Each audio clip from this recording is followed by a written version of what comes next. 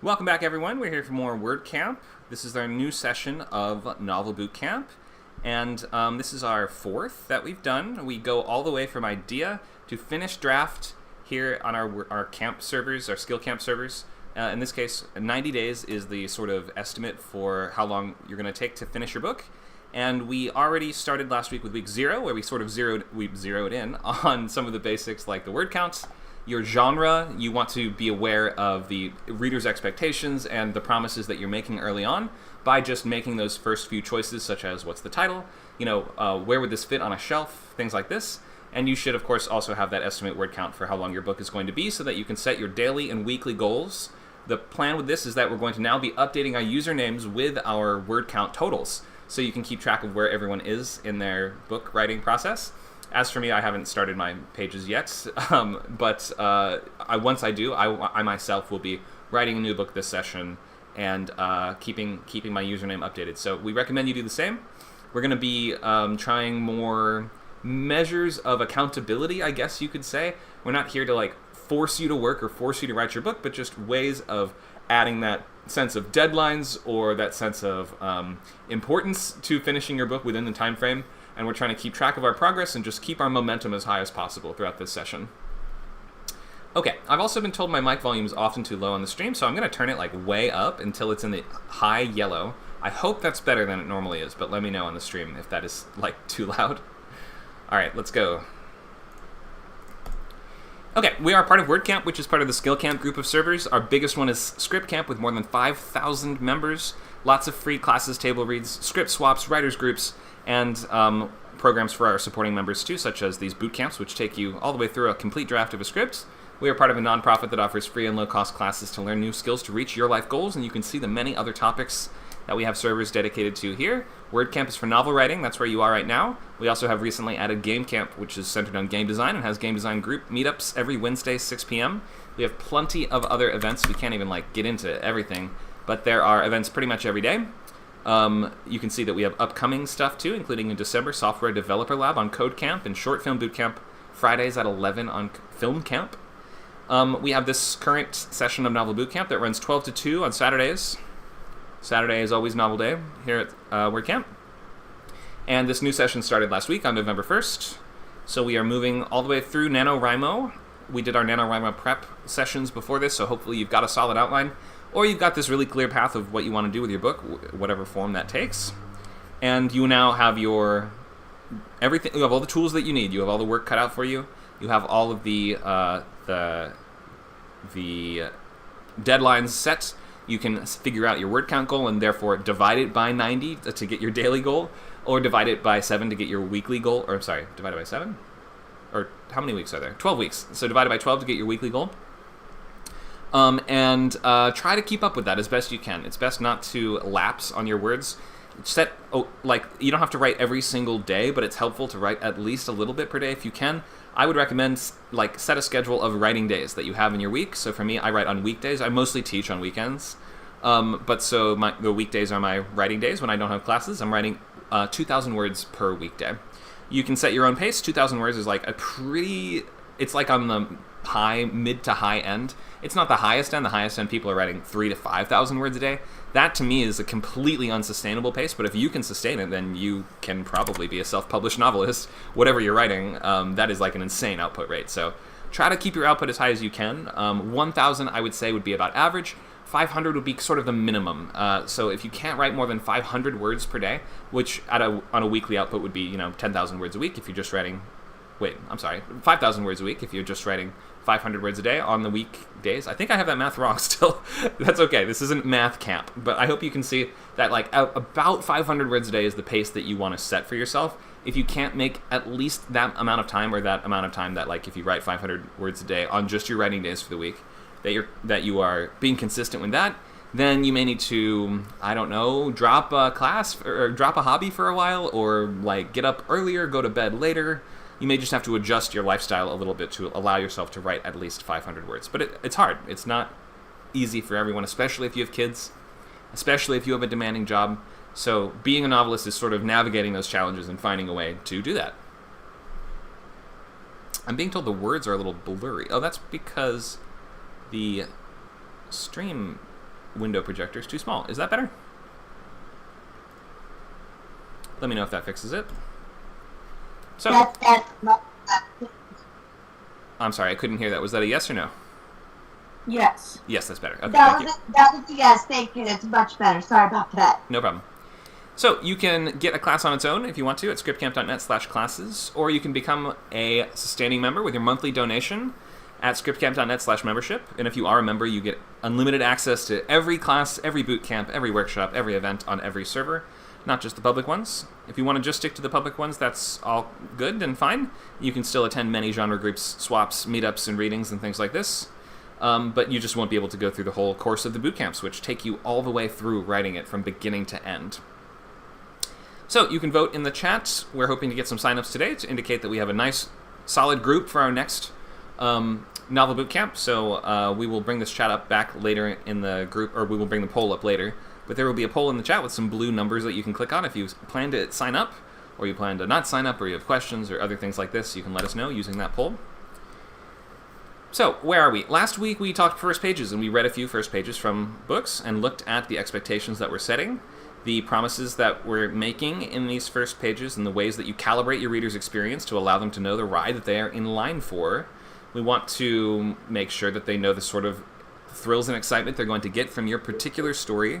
Early on, you are trying to establish your voice, introduce your world, and get us to know your character. We're also getting into point of view. So we're going to talk much more about point of view today, and discuss how we can use point of view for maximum emotional impact, and look at some interesting case studies of point of view from different published novels.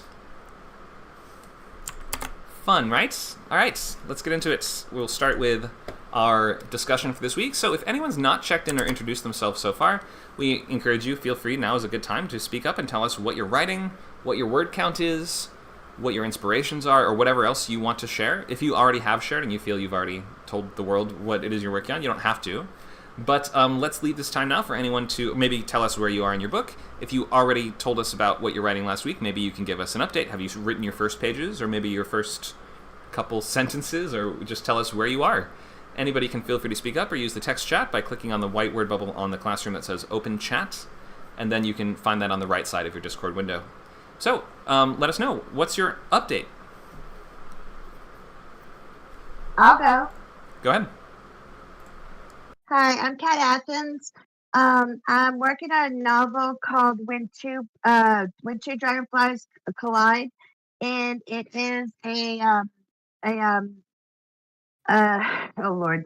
It's a story about a woman who wants, it's erotica kind of thing, and it's about a woman who finds her way through art school and stuff like that. And I don't explain it very well. I'm a little autistic, so I do apologize.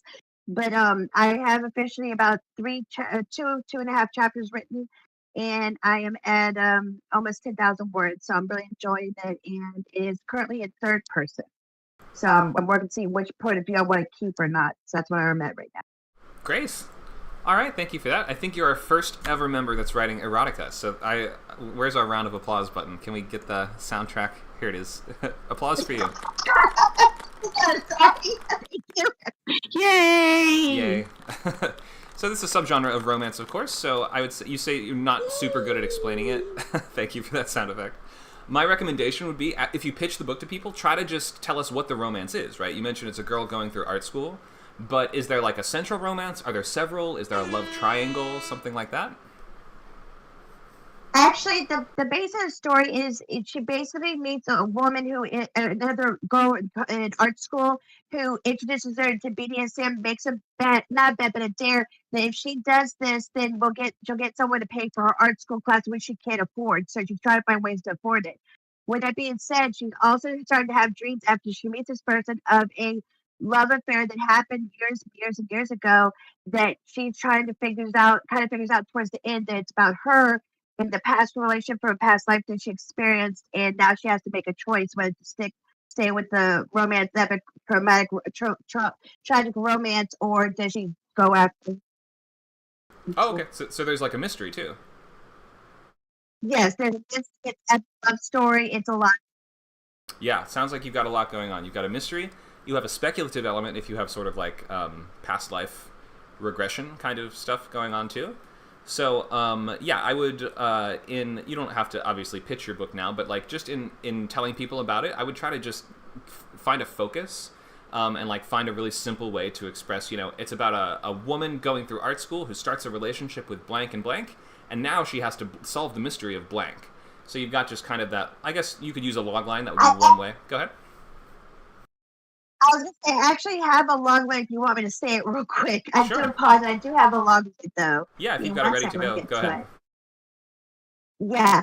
When an autistic introvert student is exposed to the seductive world of a brash extrovert, she becomes plagued by dreams or memories of a recurring disastrous romantic affair and must choose between her own ambition and epic love. Okay, gotcha. So not bad. I would say just in terms of, so my suggestion would be, instead, like, it's just a little bit ambiguous, the phrasing of she falls into the world of this person. I would maybe just be a little bit more concrete, and we say she starts a fiery, passionate relationship with this person, or something like, something that just kind of tells us a little more what's actually happening there. I think that might sell the genre of your book a bit more, because the readers of romance want to know that there is a central romance in the story. That's fire. Yeah, I gotcha. Thank you very much. No problem. Thank you for sharing that. Let's open the floor. Who else wants to give us an update? Tell us what you're writing, what you're working on, what's your progress. Go ahead. Okay, so still working on working title Orange Blues, which is a terrible title, I'm aware. When a neurodivergent historic preservationist unwittingly releases a devious entity, she must master a vanishing ritual with the help of the most, what was the word that I had used? I don't remember. Wasn't it insufferable? Insufferable, yes. The most insufferable man she. We are at 31,570 words. And the thing that I did mainly this week was all the little details and holes in the outline that I had, where I just had a basic overarching scene idea, but I didn't have specifics. All got their specifics. Great. So right. the last bits have been fleshed out, and it's now just a matter of writing the last 10 or 15 scenes. Perfect. All right. It sounds like you're making great progress. Thanks for that. Oh, no worries. I'm happy. Awesome. Go ahead. So, after I talked yesterday, I decided to embrace the more fantastical fantasy side of my book, as well as it being horror. That's why I want to share, like, from the bits I've written. I'm really excited about this now. I've also just kind of, the thing that's holding me back is writing it for someone else, like for the publisher. I've just decided that I'm just going to write it. I'm not going to worry about the specific age group or the word count or anything like the specific genre just yet. I'm just going to write the story, and because I know I'm good at writing stories, and then my editor can then help me mold what I've got, because it's easier to edit what I've got. But at this stage, I'm too busy focusing on what they want rather than what I want to write. And if this is going to end up being this is my voice. This is as one of the people, one of the editors said, this is like, this is going to be eventually, people go, oh, it's a Rebecca Humphrey Bullen book. Oh, great, I know what I'm expecting. So it needs to be my voice, not theirs. And having just let all that go, I'm enjoying it a lot more, and I have literally written all day. Got up late, but started writing, and took the dog out earlier, and that's it. I've literally just been sitting here writing, and I haven't had a day like this since before I won the Golden Egg Award back in 2022. I'm just back into just enjoying what I'm writing. Awesome. Yeah, keep that up. Keep the momentum as high as you can. Yeah, everyone's always like, oh, amazing, you got a deal, that's fantastic. And I'm like, Yeah, it hasn't done any good for my writing though. Right. It's not as good as it sounds. Yeah, the pressure makes it harder for sure. Yeah. So, but yeah, I'm just like, you know what? Screw it. I'm going to write the story I want to write. They can help me adjust it. And yeah, I've really just, I think as well, having written yesterday I wrote the most emotional part of the book, which is towards the end. That helped as well, because now I can write it without the dread of having to write that scene. I've already written that scene. Right. I mean, it'll change, but like, I've written it. I've got the hardest bit done. Yeah, that's something some authors like to do, is they pick the scenes that will be hardest to do first, or sometimes they pick the ones that they're most excited about and that they think will be the easiest to do first. There's really no playbook for how you need to do it. I usually myself just work chronologically beginning through end, but you might find that that's helpful for your process. So if anybody else is thinking about doing that, yeah, give it a shot. Go ahead. I think it is. I will say I don't do it in the actual document. They're always like other Word documents that are separate from the main document, so I don't get confused. I don't like go up and back and forth in the main documents. I don't know how many chapters I'm going to have, or whether it'll be part of a chapter end or chapter beginning or anything like that. So I do it almost like snippets, like you would in a little notebook. And then when I then go through the whole thing, I can incorporate those snippets. And they might change by that point. That's why they're more like little bank notes in another document rather than in the actual, like, this is the book document. Right, got it. All right, thank you for that update. Let's see. Anybody else want to tell us what you're working on? What your progress is? Let's see. I'm working on Gamma, and I put my progress in there. It's let's see. It's just slightly over 76,055 words, and 120 is the goal.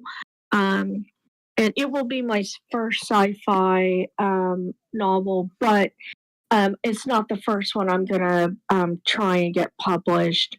So it'll probably be like more fourth or fifth novel, but it's my first sci-fi novel that I will have written. But who knows? I might write another sci-fi novel before then. That'll be more like 90. I'm not too sure, but okay. Wow, you had 70,000 something done. That's great progress. Thank you. But there's parts of it I think I'm going to edit out, like the before break into 2. But I kind of like it. I'm just not sure what I'm going. If I'm going to edit it out or not. But anyway, it may end up being longer. But anyway, yeah, that's no problem. Every manuscript has some parts that we may have to cut. We just can't know until it's all the way done. So don't cut anything till it's all done. Right. No, I won't. And then I'll have to save some money and come to you and say, "Hey, Connor, need your help here." Yep, I do editing through the website if you want to hire me for that, or you can always just bring up to 1,500 words to Writers Labs. We have 2 a week, for anybody wondering. Friday 12 to 2 and Saturday from 4 to 6. So later today, there will be a lab where members can bring their projects and get feedback on up to 5 pages of scripts or 1,500 words of novel. Anyway, thank you for the update, Michelle. Sure, no problem. Anyone else?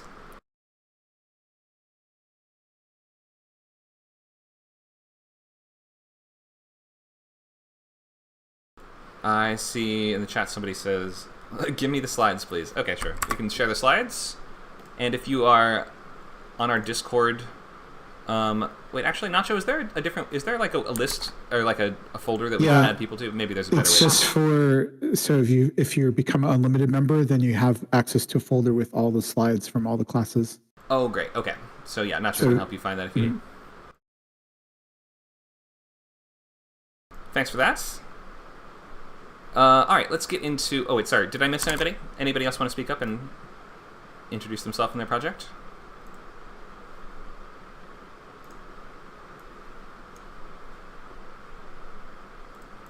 No. Okay, let's keep going then. So, our overview for today, we are looking at our wait, February 1st. Is that the actual... I think that... Yeah, I guess it is basically February 1st. It's like end of January, beginning of February is when we'll be finishing with these books. So starting now, it is November, so we're going to be writing through November, December, and January. 3 months, 12 weeks. You have to make sure to set your goals, so we'll just quickly recap how to figure out your page number, or sorry, your word count total. We'll look at point of view, tense, and emotional impact. And towards the end today, we will have some time to share something from your book if you want to get feedback on it, whether it's an outline for a chapter or an outline for the whole thing. That's, you know, in a reasonable amount of space, or maybe it's actual excerpts from the prose itself. We usually save the last 20 to 30 minutes for that. Okay, and also you must be continuing to read books as you are writing your book. Every week when we do our check-ins, we will ask things like, what are some things that you've been reading lately? What books have you been enjoying? Or maybe scripts, or you're reading nonfiction, or blogs, or I don't know, whatever you read, we'll just ask for an update on whatever it is. So ideally, we're ready to start pages by now. Our NaNoWriMo prep these last couple weeks before this bootcamp started were sort of oriented towards figuring out those structure problems, getting your ducks in a row, and getting all your things lined up for starting pages, meaning that we have a pretty good idea, if not a specific outline of what happens in every single chapter, at least the order that things happen in, so that you're going to be able to fill out your entire plot, connect the events, make sure that we are paying off the setups, and that you are actually working your characters towards their goals in the story. We will, We will briefly look at our word count goals. So this is just sort of rough estimates for different genres. Sci-fi, fantasy, and historical are going to be on the higher end, whereas things like younger age groups, middle grade, young adults, romance thrillers will be on the lower end of these word counts. Typically, 50 to 60 to 100,000 words is like your normal kind of range for a published book, except if we're in the chapter book range. So you can take a look at that. You can set your estimate accordingly. You can aim higher or lower if you want to, but you should just be aware that this is sort of based on publisher and reader expectations to some extent. If you are writing 150,000 word long young adult books, something might be a little wrong something might be a little off about your process, or it may be that you need to split those into 2 separate books of 75,000 words each. That's more along the lines of the young adult sort of sweet spot. So it's up to you. You can figure it how you want, but just consider, especially for a debut, that around 100 to 120 is usually kind of where you're going to max out. Maybe 150 at the absolute highest for like epic sci-fi or something. So you can divide your target word count by 90 to get your daily goal, or divide by 12 to get your weekly goal. All right, we've covered that enough, I think. So it might be helpful also if you're still if you're joining now and you don't actually have the planning done, but you're hoping now I can get into writing my book, maybe just a sentence on the beginning, the middle, and the end. So first act, second act, third act, at least these 3 sentences to help guide you from place to place. If you're more of a pantser type writer, meaning that you want to not have the super detailed outline, and you want to do more like kind of figuring out as you go, it's still helpful to at least have these guideposts to help you from beginning to end. So let's get into our main topic today, which is point of view and emotional impact, writing for emotional impact. So we've covered... Oh, did I hear a question? Go ahead. Maybe I'm just hearing sound. Make sure your mics are muted, please, by clicking the mute button. Thank you. We also have a couple comments from our different streams that it takes a couple minutes for us to see them sometimes, but it looks like we have Susan telling us she's writing a television sci-fi thriller screenplay. Okay, writing a pilot, and a YA thriller about a Hollywood child playing a spy in a movie. Sounds cool. Thanks for coming by. We also have Book Buyer on Twitch, who's also commenting. You guys should feel free to come join us on Discord if you want to. It's scriptcamp.net. You can get the link to join our Discord server up here on the top right, and join us for these live and interactive classes and groups and swaps, meetups, everything else. But we're glad we can still see your comments on other sites. It just takes a little longer. All right, so our main point of view styles. We've talked about it a million times, and I'm going to look at a couple new case studies today, and some books that we haven't talked about before. So it's not going to be only repeating stuff from other classes, but our options are essentially, in terms of point of view, we have omniscient, limited, second person, and I'm sorry, these are 2 different things. We have the tense that your voice is in, which is going to be either past tense, or present tense for most books. There's occasional weird reasons to use future tense, but usually it's in either present or past. And then we have our first person or third person options, and that is going to tell us whose head are we in, and how close are we to that character's perspective. First person means we are literally inside that character's head, we're hearing their thoughts, and it is like they are writing the book to us, or maybe they are sort of thinking the book to us. There's lots of different forms within that, like epistolary, in which there are sort of artifacts that would be letters written by the characters or emails written between them or something like this. Third person is the most common, probably, and that's going to be referring to the characters as if they are not the speaker. Like the speaker is not the narrator. There is a sort of invisible other narrator.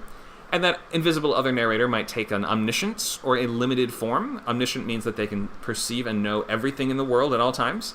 And that's like a really specific way of telling a story. It's pretty uncommon nowadays. You will basically choose that if you have a good reason and you know what you're doing. I wouldn't choose omniscient just because you're like, well, that's what books are. Because most are not.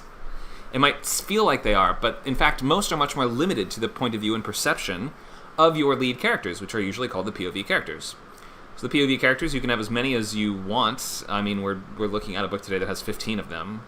So there's not exactly a limit, but you will kind of start to confuse the audience if we can't remember who is who, or what everyone's different goals are, or if they're all writing in first person and you have like more than 3 of those, then that can be really confusing too, especially if those voices aren't all that distinct. So you really want to have as few point of view characters as you can, meaning eliminate the unnecessary ones, though it is okay to have the occasional what's called throwaway point of view, which is a point of view that you only use one single time. And often this is used by things in, like, I don't know, let's say like a Tom Clancy book. You'll have the enemy are invading a military base that's far away from the main characters, so we have just one chapter from the point of view of a soldier on that base. He gets killed by the end of it, so we never get his point of view again. There's a famous example of a Tom Clancy book that there's a nuclear or dirty bomb strike, and there's a chapter from the perspective of a tree that is going through the effects of that bomb. Pretty cool, right? But that's like a throwaway. The whole book isn't from the POV of a tree. So there's a lot of options with POV in novels. We have so many more options than we have in movies in a certain way. Although movies do in their own, like, they have different tools to interact with point of view. You can see here we have this shot that, like, the classic sort of sniper sequence, like from Saving Private Ryan. And we might imagine this has a pretty different effect seeing it through the actual scope as opposed to watching this play out from neither one's point of view, right? What is the specific impact of looking through the scope like this? How does this make you feel differently than if you were watching this shootout happen from far away, from an objective viewpoint? Can I answer that? Go ahead. I think if it's far away, to me, I prefer it to be in the vicinity of where I'm at with the character. If it's farther away, I think it has less impact, though it could have as much impact as you want. But having the right there in the forefront, I think has more impact because you can feel and do everything the character's doing. When it's farther away, sometimes I think in certain books, not all of them, some of them do it really well, but some lose that impact that you want, that emotional response, so forth and so on, unless they know what they're doing, how they're doing it. I don't know if that makes sense. Yeah, no, that does make sense. It's a good point. And it's why I think it makes a lot of sense sometimes to even flip to the villain's point of view. Like, we can come to understand why the villain is how they are, why they're doing what they're doing, and come to appreciate that character more from seeing events through their eyes, at least for parts of the story. Exactly. Go ahead. Sorry. You're good. Go ahead, Becky.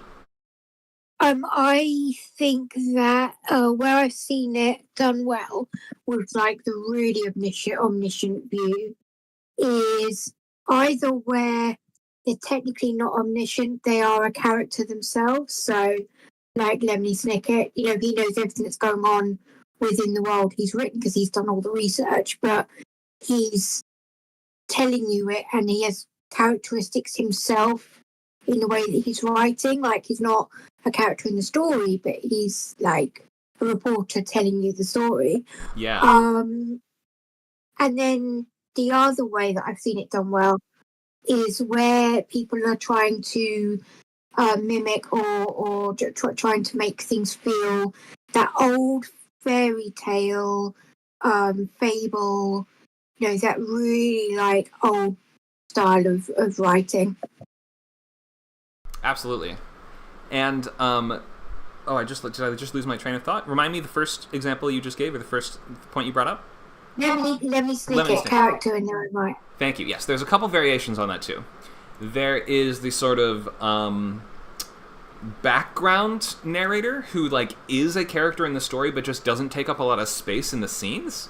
And that would be like The Great Gatsby, where the main character is actually Nick, who is, and it's in, I think it's in first person from his POV, but like, he doesn't really take on the major action of the story. Another interesting example of that is I think the book does it differently, but the movie, at least, of V for Vendetta is kind of cool, because it's like, there's two different characters and one of them has the physical journey, and one of them has the emotional journey, or the sort of like philosophical, ideological journey. And it's very split along those lines. We don't really have them crossing too much into the other world. There's another variation which is cinematic, where it's like written in almost screenplay form, where there is sort of like a point of perception in the world, but it's not a person.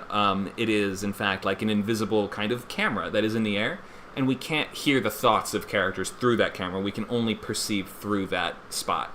So, like, there's actually some Cormac McCarthy books that are a little bit like this, like No Country for Old Men is basically written in cinematic, but with some omniscient stuff thrown in. Can I add about the omniscience? Obviously, I write middle grade, and you want to be really, really close to the character in middle grade. You want it to be really limited to one or two main characters. You can go like into another one every now and then, but like really get close into that one or two characters. But sometimes, especially when it's, because you can do all sorts of things in middle grade that like you wouldn't think you could do, like horror. But if you can do something and it's actually really gruesome, you come out of it. You become a bit more omniscient to protect the reader. A book that did that well is the second of the Peaceful Perfect series.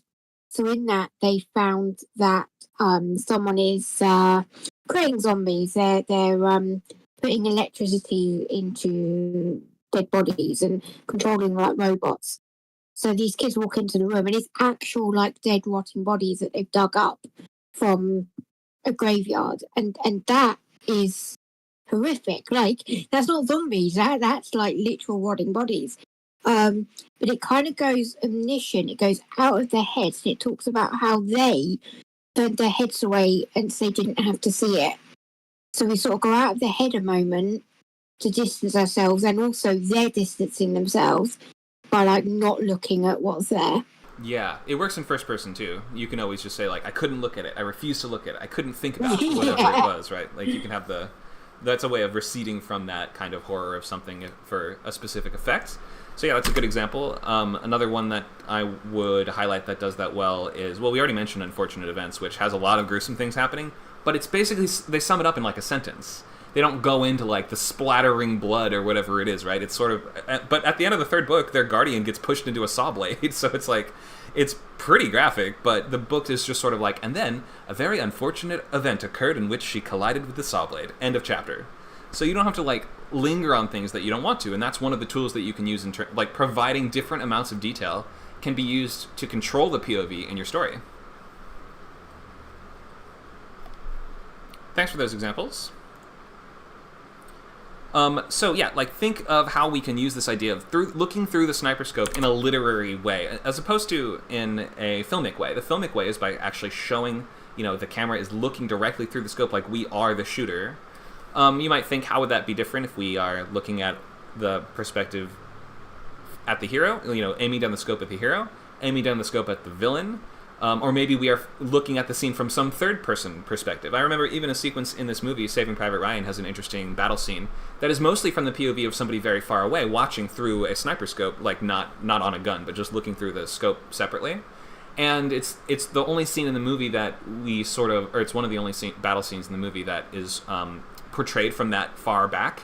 And as a result, it sort of changes how we perceive everything that happens afterwards. Like a major character dies in that scene, but we don't get to see the injury even happen. So it feels more unfair in a way. It feels worse. It hits harder. Sometimes not showing something can completely change how we perceive it and make it feel completely different. And that ties into our theme of emotional impact and POV.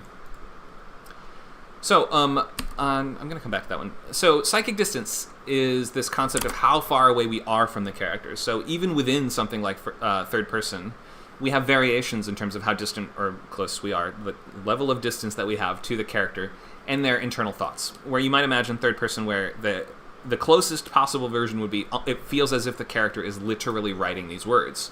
And the Lemony Snicket model is, we might call it storyteller mode, which is it's like a form of epistolary. And certain books like The Hobbit are also kind of in this, where it's like, okay, this is written, it's claiming to be omniscient, but clearly it's written by Bilbo. And at the end, it's called There and Back Again. Like, we learn the name of the book that we're reading. It's not called The Hobbit. It's called There and Back Again. But in any case, and the same deal with Lord of the Rings. Frodo is the one that writes the story of Lord of the Rings. So, although Lord of the Rings does have... That's kind of complicated because Tolkien himself has that almost journalistic approach where he is kind of a character in a weird way as well. It's complicated. We won't get into Tolkien. Anyway, so far away is going to lead to this distant, journalistic, and colder point of view. That's going to give us a sentence like, Dale and Frank fought. Dale won. It's almost like stage directions. It's like there's no opinion on what actually happens in the text. I got this example from a website, by the way. I'm not claiming to have written this, but closer POV is going to put us a little bit more into that character's experience. Even within third person, we could say, Frank could count those short and curly blonde hairs on Dale's knuckles as that big and meaty fist came straight for his jaw. Therefore, we are giving a little bit of a sense of how our main character is thinking of his opponent, or the fist about to punch his face. Or we can, take in the smell of the food in the room, or the sweat on his forehead, or any of these things that kind of like are sensations and points of perception that this character would have, that only that character would have. And then last we have the very close POV, in which more details sort of blossom from the action, and it's as if we are in the character's head, like we feel everything they feel and hear and see everything they see. The stench of motor oil mingled with the metallic taste of blood as Dale's calloused knuckles smashed into Frank's cheekbone. And you can read the rest if you want. But in any case, that's how psychic distance works. Far away, we don't really have an opinion on what's going on. You sort of say, a genocide occurred, millions died. The next day, the sun rose. Like, that's kind of almost like that Slaughterhouse-Five kind of point of view, right? Where you're sort of intentionally downplaying the horror of the war or of anything else because you're trying to draw attention to how bad that thing actually is. And by downplaying it, or by minimizing it, or by remarking on it as if it's just a force of nature, or it just happens, it's just one of those things, so it goes, then you are deliberately making a point about that. So it's not as if Cold and Distant POV is unempathetic, necessarily. It could be, like Slaughterhouse-Five is an extremely empathetic book, but it sort of uses that premise to make its point even stronger. You could also have a book that was from someone's point of view and really, really deeply in their head, and that character may not have a full understanding of what's going on at all. Like, it could be a character that never we're in the head of a serial killer, but they don't even know they are a serial killer. It could be that they don't even know what they're doing. So some interesting ideas there. Lots of different variations of point of view. We also have this concept of angle of approach. We can think very cerebrally. Books especially give you this wonderful opportunity to make connections that would be difficult to make in visual media. You can start with this concept of ideas. Like, we have drawn this example before from A Graveyard for Lunatics by Ray Bradbury, in which the opening chapter is in the storyteller mode, so we have a character that is within the world that is telling us the story in that almost epistolary kind of fashion. But his angle of approach is to start by, the story involves a movie studio, and the main character is a screenwriter that works at that studio back in the old studio system. And I think it's like a sort of version of Bradbury himself.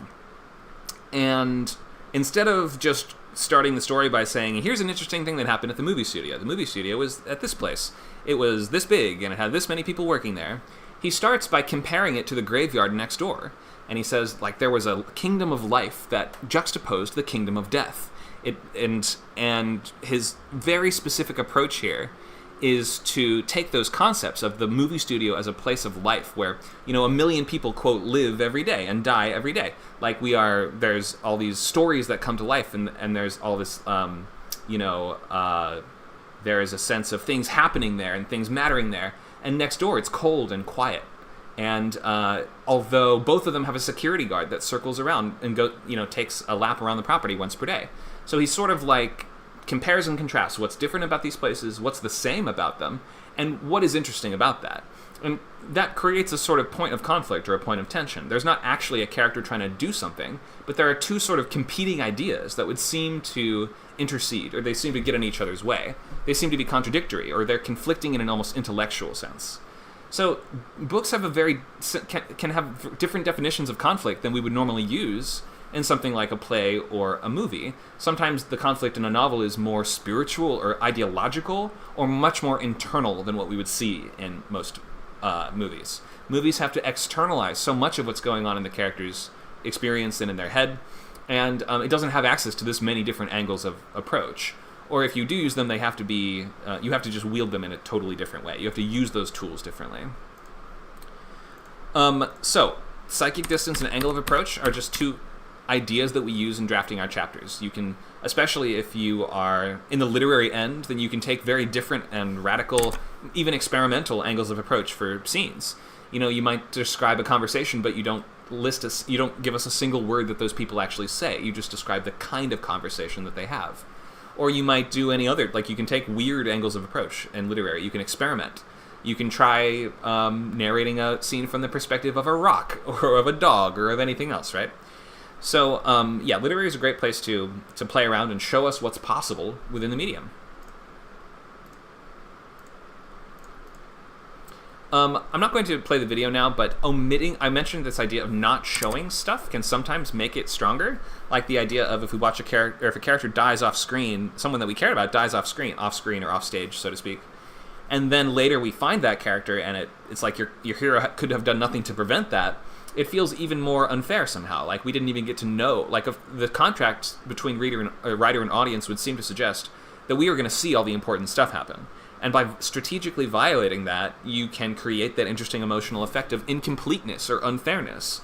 If you sort of, it's similar to the idea of like starting off a character arc that seems like it's going in a strong, specific direction that's going to pay off, and then you deliberately pull back and you say, it doesn't go that way. They die before they could get to their goal, whatever it is. So by omitting certain things, by not showing something, you can make it feel stronger, more powerful. Think of, especially, I was talking in a fantasy writing class a couple weeks ago. The movie Constantine does this in cool ways, where there will be like a character needs to take a trip to hell, and he's like, you need to leave the room before I do this. And our POV stays with the person as they slowly leave the room and ease the door shut, and then just like 1 second later they hear sounds coming from inside. They throw it open, and Constantine is like smoking.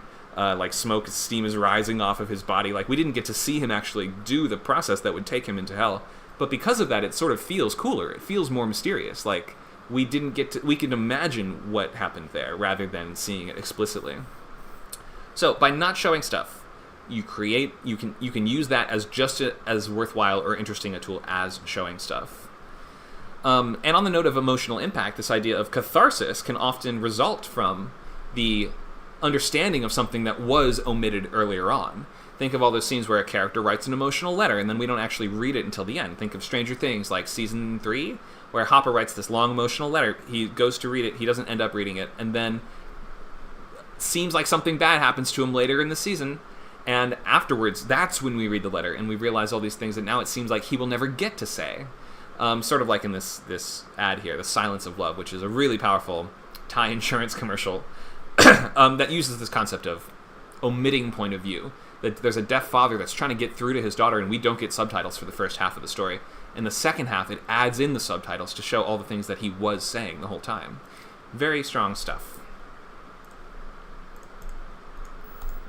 So, point of view, we are dealing with I, me, my, first person, she, her, his, whatever, third person, and you your for second person.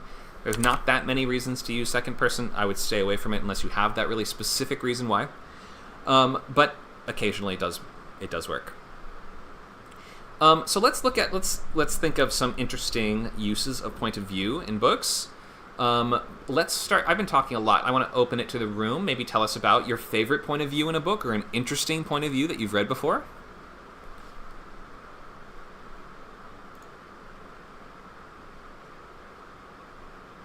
We have a question in the chat. They, them. That's third person. Yes, that is also third.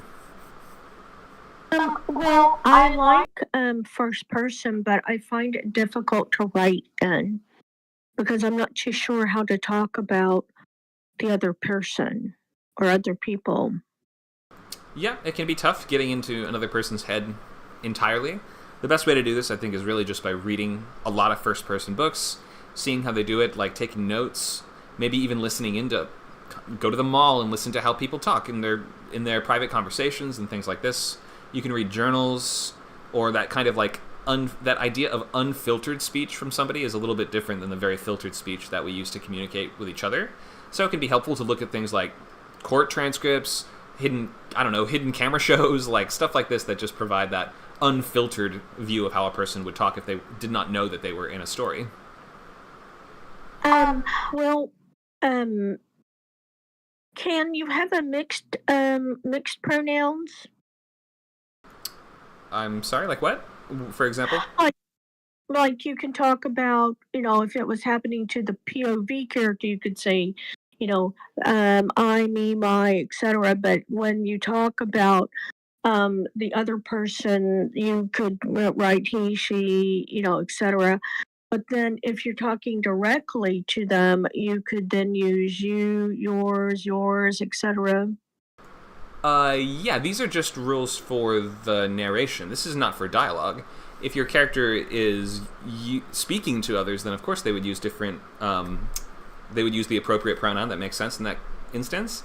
And if your character is the first-person narrator of the book and they're referring to other people, yeah, they don't use I to refer to everybody, just themselves. Mm-hmm. Okay, thanks. Sure, thanks for the questions. Let's hear some more interesting uses of point of view you guys have seen before. Go ahead. Yes, you have interesting ones. The Bartimaeus trilogy. I remember reading that and finding it really interesting because it has two different points of view, as in it has third person for the main character's point of view, and then for Bartimaeus, that's the entity, it's first person. Yeah. So I found that a very, very interesting way of writing. I loved those books as a kid. Yeah, I love them. I don't think I could ever do anything quite like that. It's almost sort of like House of Leaves in a way, if you've read that one. The idea of different sort of points of view per chapter with footnotes that reference other footnotes and stuff like that. Yes, yeah. Really out there. And then for things that I find interesting about how it's changed, you were saying that it's not as common nowadays to have omniscient. If you read older middle grade books, they tend to be a lot more distant. And so I think a lot of people, when they're first coming into writing for children or young adults, something I've noticed is that they write like the books they read when they were a child. And the books we read when we were a child, it's not like that anymore. Even Harry Potter's old. Even Harry Potter is a bit omniscient in places. It's in Harry's head, and then all of a sudden, the Quidditch match, we're suddenly seeing things from Hermione's point of view. You can't get away with that anymore. And one of the things that I'm learning to do with my editor is to get much closer in the character's head in third person, and that's why a lot of the books now are written in first person, because it is easier often for writers to get into the head of the character in first person. Like, it's an easier for how close you need to be. Right. So that's why you'll see there's a lot more first person, but I'm sticking with third, and it's having to get really it's third person, but it's still her thoughts. Right, for sure. Yeah, I often give people a tip. Think of it as the character writing this themselves. It's like they're writing a story about what happened to them, but speaking of themselves in third person. So we filter everything through them. And that means taking out things like she saw. Because if you're saying something that she saw and it's from her point of view, it's obvious that she saw it. So she saw a cat grow larger and turn into a dog. You just need to say, the cat grew larger and turned into a dog. It's obvious it's from her point of view. Yeah, those are called perceptual filter words. She thought, she felt, she saw, things like that, which you don't need as much of if you have low psychic distance and you're pretty much in the character's head. You can just say there was a barn. You don't have to say she saw a barn. Yeah, exactly. If she didn't It's see a it. hard thing to learn. Yeah, exactly. It's not super intuitive, but like if she didn't see it, you wouldn't even write it in the book, or unless she was thinking about it or something like that. Yeah, it's interesting. It's a new way of writing. I'm enjoying it. I love it. Go ahead. I heard somebody else ask a question. Go ahead. Nope, maybe not.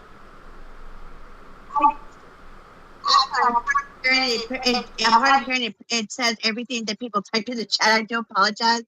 I was gonna say I'm a little confused about. I'm gonna give an example of one that I like, but I don't. I think it's third person. It goes back and forth, third person to first person. It's a movie and a comic. Deadpool. If you know how he refers to the audience and talks to the audience at the same time, but it's also in third person. Is that first person and third person, or is that a whole nother element? If third person is something else. You know what I'm asking? Well, so is this a novel are you talking about, or in the comics? The comic and the movie Deadpool. I've seen other novels do it too, but I'm not quite sure what point of view it is because he actually talks to the audience, the readers, and all that when you're doing the comic book and the movie and all that. And I've seen a couple of novels and I don't have one off the top of my head, but I'm curious what kind of point of view that would be considered. Sure. So to begin with, movies and comics use completely different styles of point of view than novels do, so we wouldn't use the exact same terms. But the concept you're referring to is just called breaking the fourth wall. We might call a story where a character does that more often, a story with a thinner fourth wall or something like that, but it's not actually a different mode of writing. It just is something that, it's like a technique that is used in certain stories. It's used in theater all the time. Like in theater, there's almost no fourth wall in some ways. Like, it makes sense for the characters to go on a soliloquy, or sometimes call out an audience member, or go into the audience, or something like that, right? That's all breaking that sense of the invisible wall that separates the reader and the writer. Yeah. Yeah. A different point of view is just a different technique. Okay, I was wondering, because I'm like, is that a point of view? Is that a technique? Because that's really interesting. I've seen a couple of people in novels do that, but they do it and they didn't call it that. So I was wondering what it was called, or if it was a totally different point of view. Yeah, it's a good question. You can break the fourth wall in any point of view style. But a first person character can't quote breaking the fourth wall. It might be them sort of talking, like it works differently because it might be a document that's sort of like left behind by them for a reader to read. So it doesn't actually break the fourth wall for them to refer to you. Them referring to you, the reader, is referring to whoever picks this up. Or maybe they're telling the story to a specific person, in which case they're not actually breaking the fourth wall. So it works very differently between visual media and non-visual media, like text media. Great question, though. All right, I'm going to go into a couple examples of different, just sort of like, I wrote these down on my notebook, sorry. Different sort of case studies of point of view, and why I think these are worth looking at and worth reading, even though one of them is a screenplay, not a novel, but I think we should look at it because it's just so good. Okay, to begin with, we have As I Lay Dying by William Faulkner, which is like an American English class favorite. And this was a literary novel with an experimental tone that was written in the early mid 20th century. And it's basically about a family trying to take their mom to the matriarch to be buried. She's died, and now they're transporting her coffin to the graveyard, is like the crux of it. And this book was very much a case study in how point of view could work, and like how many different perspectives we could fit in, and how many different types of perspectives. You have a little kid main character who sometimes his chapters are just a sentence or two. There's a famous chapter that just says it's I don't know why the character was thinking this or was like off in his own world daydreaming or whatever, but it's just the entire chapter is just my mother is a fish. Next chapter. Like, it's just kind of gets you so deeply into those characters' heads that it feels like almost you're reading journal snippets by them or something like this. And there's 15 narrators. There's so many. So we explore like every member of this family in a lot of depth. If you're looking for it's a sort of in the family saga genre, that if you're looking for a modern like TV or movie equivalent, some Mike Flanagan stuff like Haunting of Hill House is sort of in that same world of like family saga that follows each member in a lot of detail, and we see how all of their lives intertwine and how the past affects the future and how those generations kind of like change as the years go on. So yeah, and that's like a very big genre of Russian literature as well. The family saga is considered by some to be a very like inherently Russian genre. In the same way that, magical realism is considered by some to be an inherently South American genre. There are some genres that sort of feel like they belong to certain places or groups in a way. We don't have to get too into that, though. But I would go back and look at As I Lay Dying if you want to look at sort of one of these early experimental literary books that is really well known. I mean, Faulkner is considered one of the literary greats, and it was sort of a foray into trying out lots of different POVs in one specific book. I know that had been done before, but like he was one that he did it in a really impactful way. So check that one out. I want to talk about House of Leaves by Mark Z. Danielewski. We mentioned Bartimaeus earlier, which I loved as a kid, and that's a fantasy story from the dual POVs of a demon and a teenage boy that essentially summons and binds him into service. And the demon's point of view is different because he talks about how he has such an advanced level of perception and consciousness that the only way to replicate his thoughts is to include footnotes so that you can kind of think multiple things at once like he does. House of Leaves uses a sort of weirdly similar style, although it's horror, experimental literary horror. It's not fantasy, but the book is like a found footage story essentially. Think something like Blair Witch, but it's like a sort of a parody of academia as well, or like academic discourse, or it's like a horror tinged satire on academic discourse, I guess I'd call it. And so the main text is a series of an extended review of a film that was left behind by a blind man, which is already weird because how did a blind man leave an extensive review of a film? And then another character finds those notes, and his notes on that are sort of like the A story, like the main text. So there's like multiple nested sub-narratives that are all kind of working together. The main character is this guy that his weird old neighbor dies. The blind old neighbor dies, and he leaves behind a bunch of his stuff, including this this big report on his notes about a movie that seems to no longer exist. But the movie seems to chronicle a family moving into a house that seems like it's weirdly haunted. So that's our sort of like third or fourth point of view. So we have Navidson, who's the guy that is moving into this house, that is exploring it. And if you were doing a movie, it would probably mostly follow him. And he realizes that his house is bigger on the inside than it is on the outside. There are doors that show up overnight and then in the morning are gone. There are hallways that seem to take way too long to walk down for some reason. The house almost seems to have this sense of infected architecture to it, I guess you would say. It's not haunted by ghosts so much as it is like there's something wrong with the place spatially and in terms of Euclidean geometry.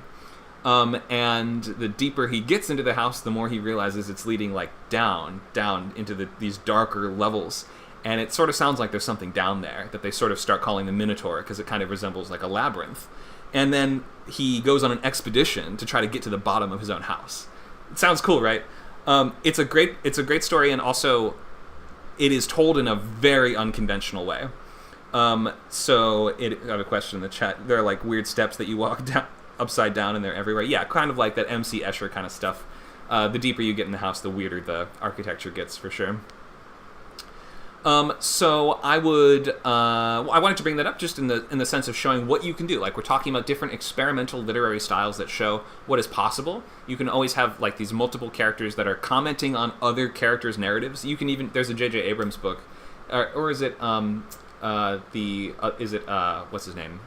Lindelof, I forget which one it is, but one of them has a novel where you have to like take pages out, you have to hold stuff up to the mirror, you have to read footnotes and connect footnotes to other footnotes. There's like a lot of variation that you can use, especially when you lean into this sense of like academia and all the tools that are available to us as a result of that. So it's just a neat case study in like, I think it's called non-ergodic literature, not erotic, but ergodic. Ergodic meaning you read it from left to right, top to bottom, or in the way that makes the most sense for whatever language you're reading. So if you're reading Arabic, then it's not necessarily left to right, top to bottom.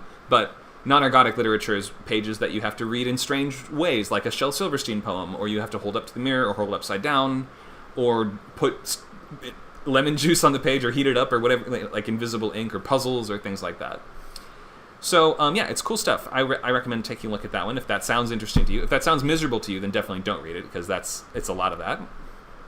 I want to bring up a couple more books and then a screenplay. So, The Book Thief by Marcus Zuzak, or it might be Suzak. This is a World War II YA book with like a really unique perspective, and I think they might read this in schools, in some high schools at this point. But this is a book that is written from it has that sort of sense of there's a character in the story that is also the narrator, but isn't directly involved in what's going on, and that character is Death himself. Death is the narrator of the entire story, and so, especially in World War II, you can imagine he's such a unique, weird perspective on what's going on. And Death isn't like this evil, sadistic devil character. In fact, he has like a certain sense, like is one of these sorts of portrayals of like the Grim Reaper, that there's a certain sense of like gentleness or kindness to it, or if not that, then at least the sense of this is something that's right and natural and proper and should be. And obviously it's in a time where lots of people are dying. People are doing this to each other, so Death has an even different perspective on it. He's like, separate from what's going on. He's not a human. He's not on either side. He doesn't really have a sense of ideology or allegiance to America or Germany or anything else, right? He doesn't care about that stuff. He does his work of collecting souls and things like this. And he has such a unique... I don't want to even spoil it anymore. Dakota's this fantastic book. I never saw the movie. I've heard it's okay. It has a different... Does the movie keep the death thing, or does the movie take away the death thing? It does. It does. Death is a narrator, and it opens with like the first paragraph of the book as VO. Okay, got it. There, so it does great. maintain that. I imagine it can't... It's not all through... It's probably nowhere near as prominent as the book, just because in a book you are only in that voice, as opposed to a movie that has to show things from that objective lens, which is why some people said it was unadaptable. Most of the time when someone says a book is unadaptable, it's because the POVs are such that we would lose something intrinsic about the story from showing it from that cinematic angle. So what else? I want to bring up a couple more. Lolita is a really famous example by Nabokov, told from the first-person perspective of essentially a pedophile murderer. But the way that he writes the story, he's doing a deposition in court, or he's making a statement for the court. And we sort of use that device where we imagine that this is all one session of somebody speaking uninterrupted. You see this sometimes in other books like the Kingkiller Chronicles first book, The Name of the Wind, or in The Stranger by Albert Camus, or things like that, where we kind of imagine like somebody in this world has the breath and the mental wherewithal to tell all of this in just one sitting, even if that's actually impossible. Like we still can kind of like pretend. Or like the movie equivalent is, let me tell you the story of this. And then we fade to seeing like an epic journey, and then we fade back and he's like, that was the story. Like How I Met Your Mother is an example of this in the TV world. Anyway, so the main character is a pedophilic murderer who gets obsessed with this young teenage girl, ends up kidnapping her eventually, and does lots of terrible things, but doesn't really see himself as that bad of a guy, and is kind of charming. And there's even this famous sentence that's in one of these first few lines, like, you can always count on a murderer for a fancy prose style. Like, he sort of revels in language to the extent that he kind of lulls you into forgetting that he's so horrible, to some extent. It's a little bit similar to something like American Psycho, although American Psycho does lull you into that sense of forgetting who this guy is in a different way, by immersing us in his point of view in a less filtered fashion, because the Lolita is so filtered. It's like all through... We have to imagine any situation where your character is telling the story to somebody for a specific reason, like they are trying to portray themselves as innocent of something, for instance. They have an agenda. They are considered an unreliable narrator. Can somebody give us an example of another unreliable narrator?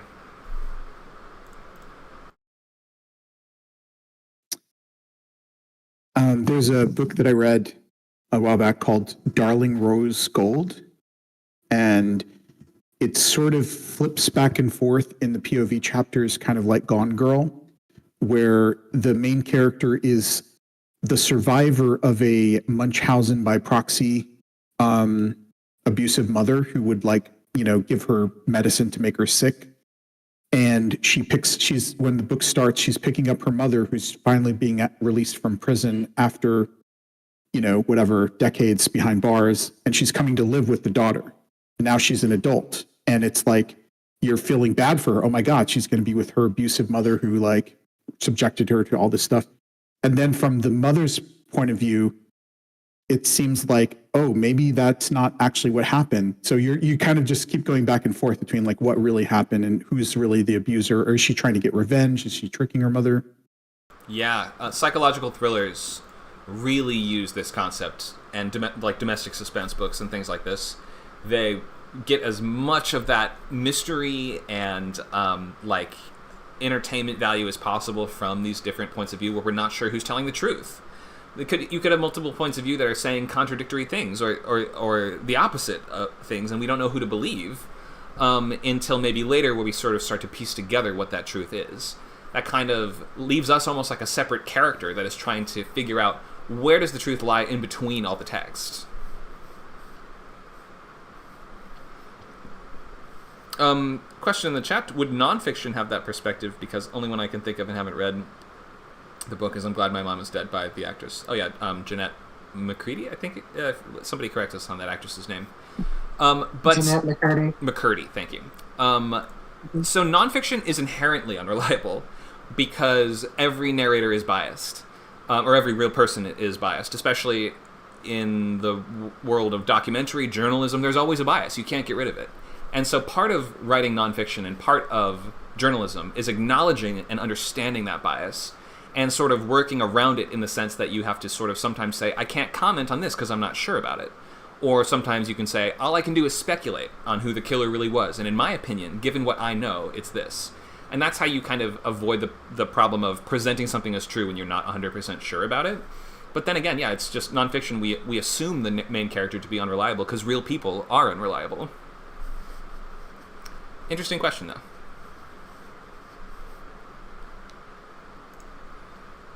Anyone else? Interesting point of view? May I make a reference? Yes, go ahead.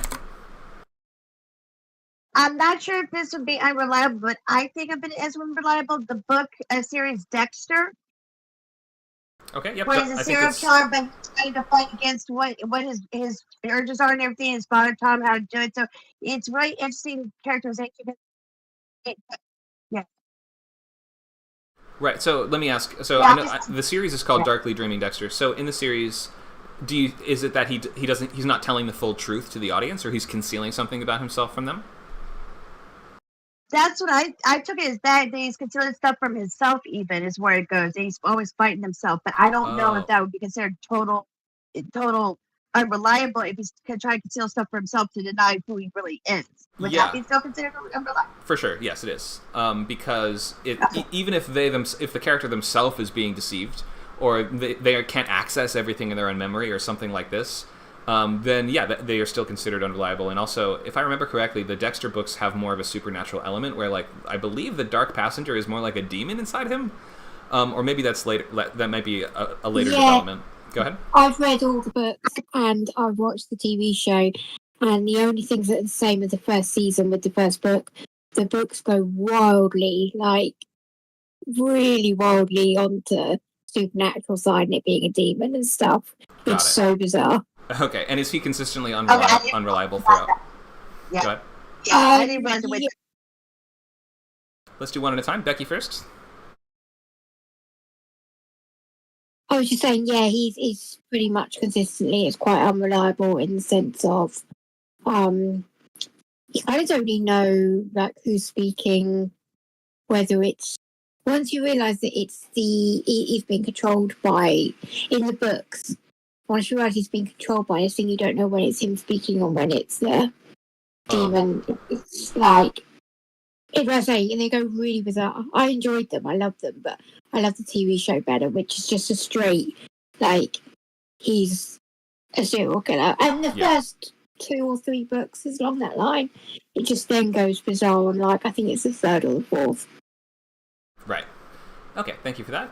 Did we have one more comment before we move on? I thought I heard someone speaking up a minute ago. It's okay if not. Okay, let's look at a few more. So Room, I think, is a pretty famous book and movie. I picked the example because it is a book as well. And this is all written from the point of view of 5-year-olds.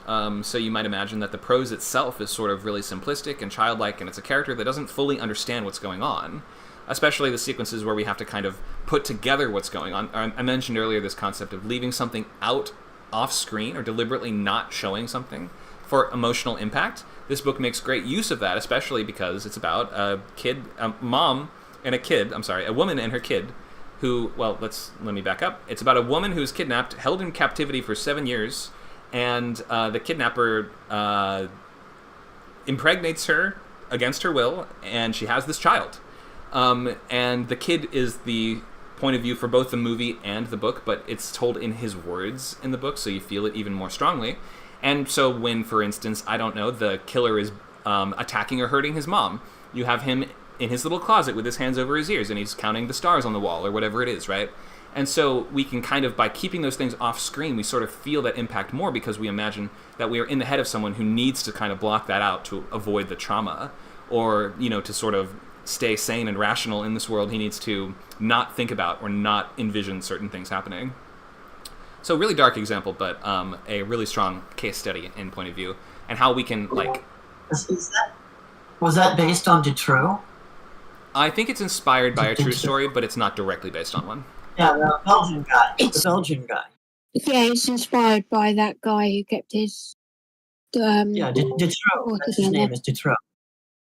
Yeah, not actually directly though. Go ahead, Becky. I mean, Sorry. that's quite. That's also a really good example of where you can use a child character in an adult book.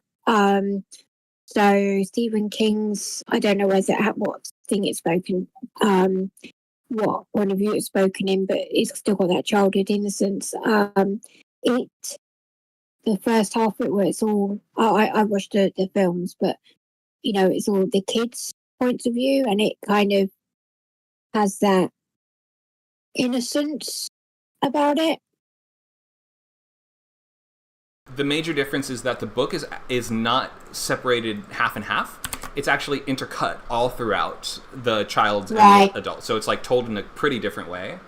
We intersperse the child chapters with the adult chapters. But yeah, that is an interesting case of having child protagonists in an adult book for sure. I wanted to remark on this screenplay, and this was the top blacklist script from last year, and it is fantastically written. This is Bad Boy by Travis Braun. And this is another example. We just mentioned this concept of a character that the point of view doesn't even understand what's going on, and how that can still work, right? And the thing that's absolutely brilliant about this story is the way that the point of view functions. This is a story it's a horror thriller from the point of view of a dog. Not a talking dog, not a super smart dog, and not a dog with a voiceover. A normal dog, and not even a well-trained one.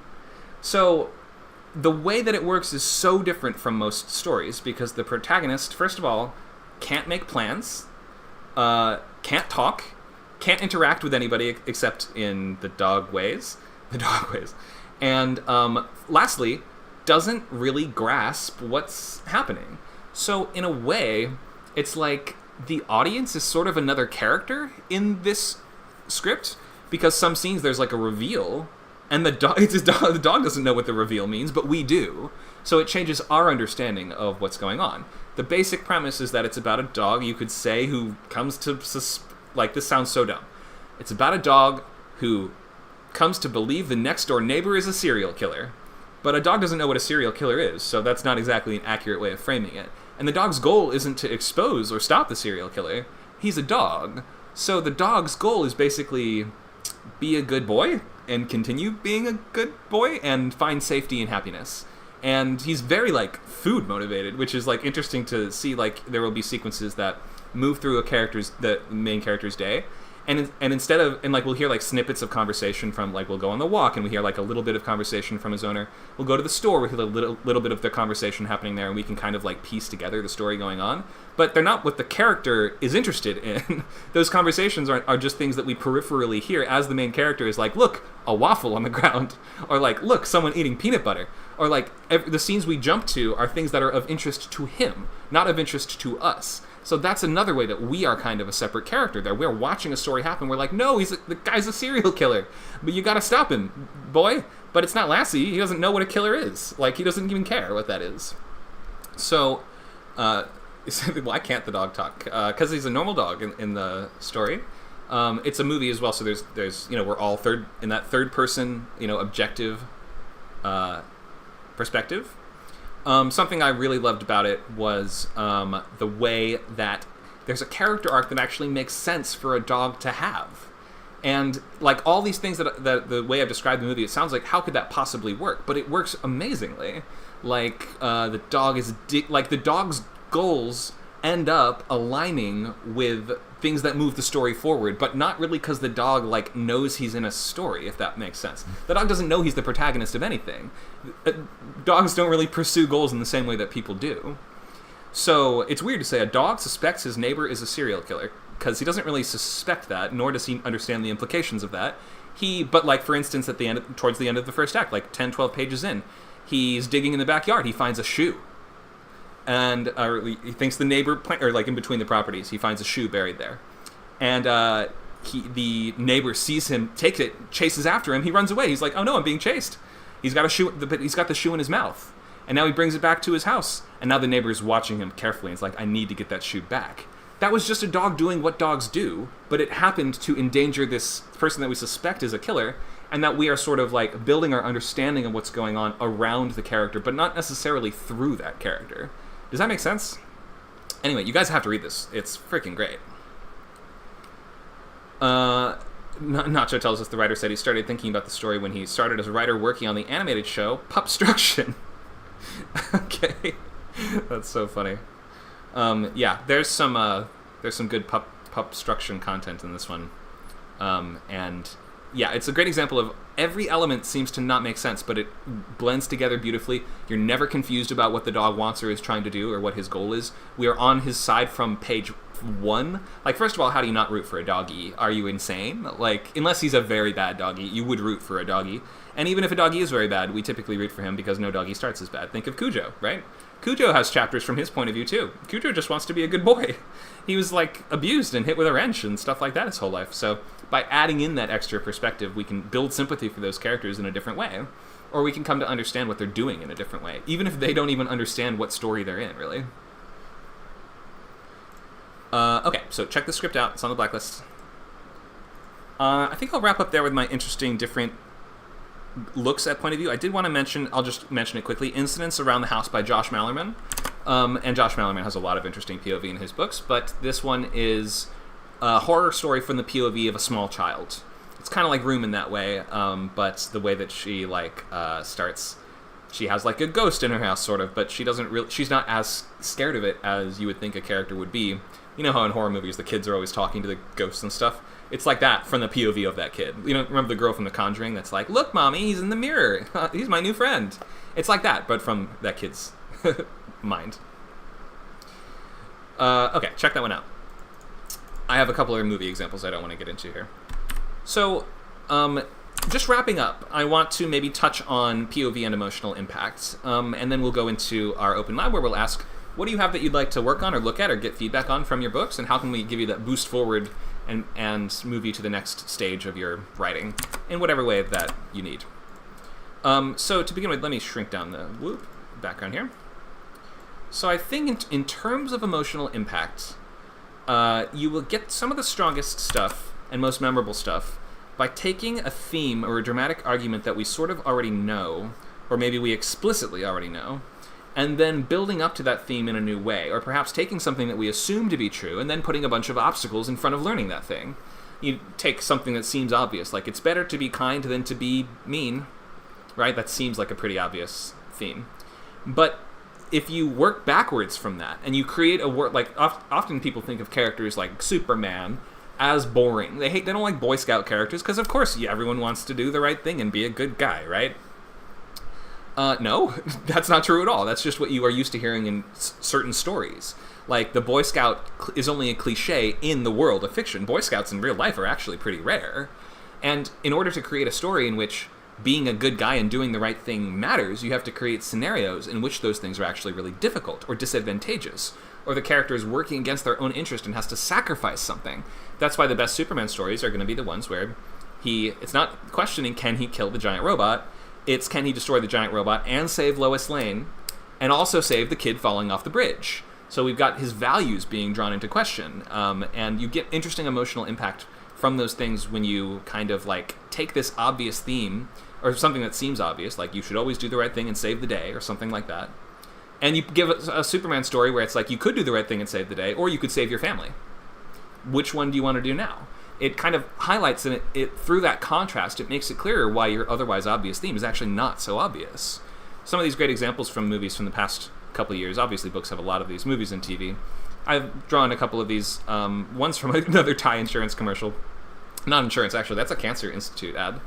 But builds up to this. It's about two sisters with a really difficult relationship.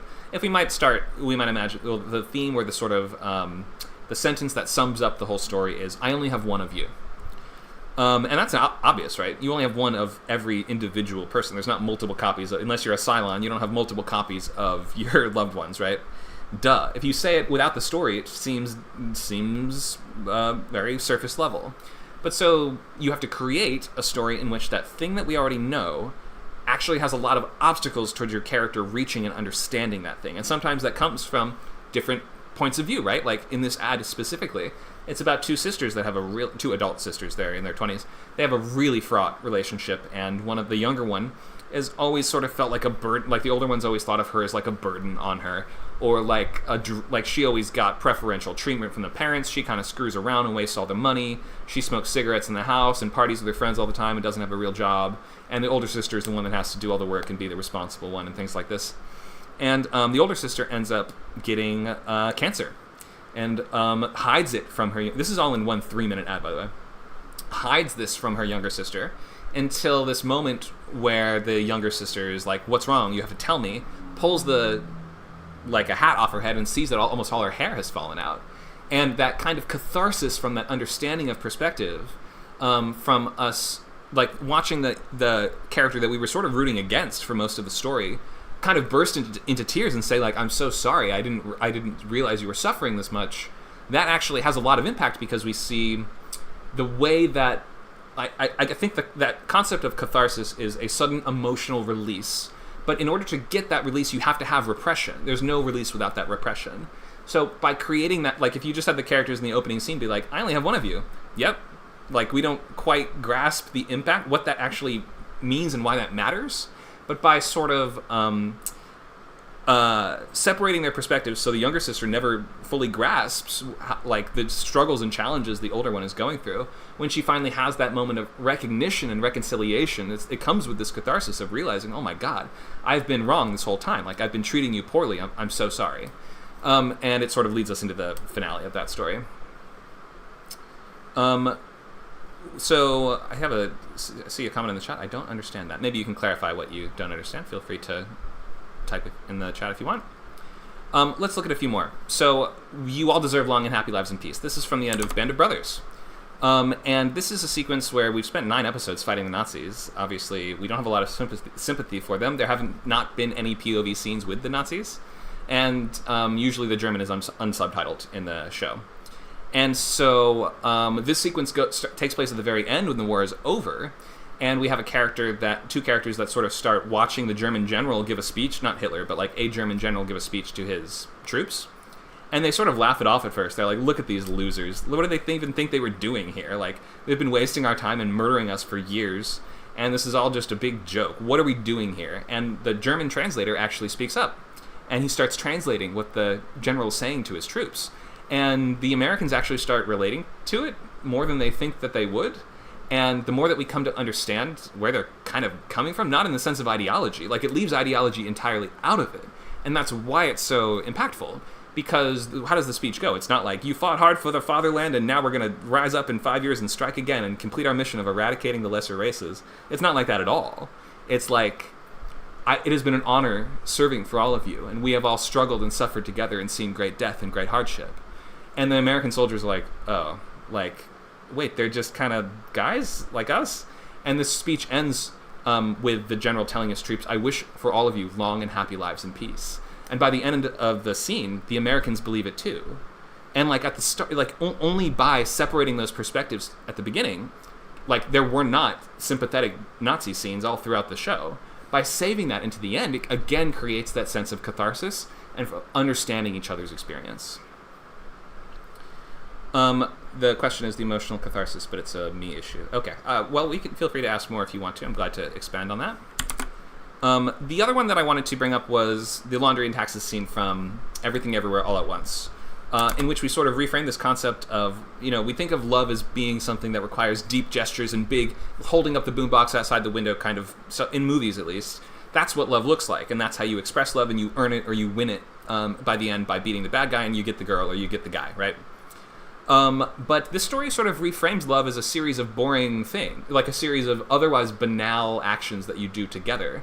And you sort of, like in this one speech, this is like an alternate timeline version of the main character's husband that didn't get married to her. He sort of imagines, like, I sometimes fantasize about, or not, that sounds creepy putting it like that, I sometimes envision just doing laundry and taxes with you. And like kind of rethinking love as this, something that is something banal that we do every day is a really powerful way of reframing it from this concept of, oh, love is like, you gotta beat the bad guy and win the girl or whatever it is, right? So I think that coming to understand that by the end, like that's probably like the emotional climax of the movie, where the main character comes to see like the kind of, I would say, she comes to appreciate her husband in a new way because she didn't have his perspective. We didn't have this whole, like this journey that we go through is all about the family seeing where the other ones are coming from, and at the end we hug. That's the story. And so POV is such a crucial tool, like especially separating POV and having characters not understand where the other one is coming from. By coming to gain that understanding later, especially in a big dramatic moment, that can make the whole story come together and really clarify as the point. This is why we watched this. This is what we learned. Okay, so I'm going to stop with my examples there. Any questions about point of view and emotional impacts? Any of the topics we talked about today?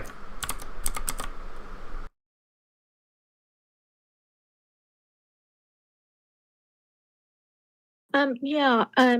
So I do have a question. I'm wondering if maybe I have a little too many people talking in a few scenes in my Gamma novel, and I'm just wondering. I have like 5 different people interacting, within one chapter. And I'm just wondering if that's too many. 5 characters interacting in one chapter is not too many. No, you can pull that off for sure. Do you mean in one conversation? Well, yes, in one conversation, but it takes place over the chapter. It's about 3 to 4 pages. Oh, okay. As long as you can keep it clear who's talking and keep the perspective in mind, like whose head are we actually in? We shouldn't be hopping between each of their heads. This should all be from one point of perception, which would be probably your protagonist that is going from, or your POV character in those moments.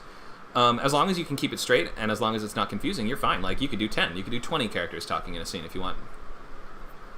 Okay, well, it is, I don't know if it's head hopping, but it's not like their inner thoughts. It's like, if our entire class was discussing, writing, okay, and we're going to discuss like a particular thing about writing, and we each take our turn, and if you were transcribing that, and it would be, each person who talked, there would be like this, like person X said, and person Y said that. So you can keep track of what's being said, but each person is taking their turn. Yeah, that sounds fine. As long as you're not going into their internal experience or thoughts, then you're not head hopping. Okay, thanks. I appreciate that.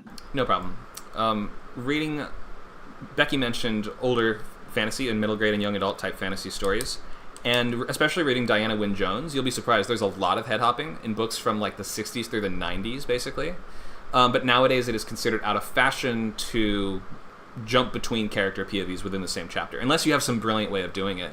Like if you're reading Joe Abercrombie's book, The Heroes, you have like a battle scene where we start following one character, and then they get killed, then we start following the killer, and then they get killed, and we start following the person that killed them, and we do that for like the whole chapter. That's a brilliant way of pulling that off, so it can still be done. None of that. I've seen one author who does it where if a character leaves the room and there's action still happening in the room, then he will move to the point of view of a character that's still in the room. Ah, okay. Yeah, that can be done. There's a certain delicate art to that. Usually nowadays it's done with at least a break, meaning like the triple asterisks. to indicate that we're now switching to someone else's head, but you don't strictly have to. It's like helpful to. I have to say, I have one chapter in my book where I switch points of view, and I do that. I just use this asterisk, and the point of view changes from what's going on inside the building to somebody watching what's going on from outside the building. Yeah, it can be done, So, as long as it's really clear. As long as we're not confused. But it's always clear. Yeah. All right, thank you for that question. Let's open the floor to any other questions on POV and emotional impact and how these things work together.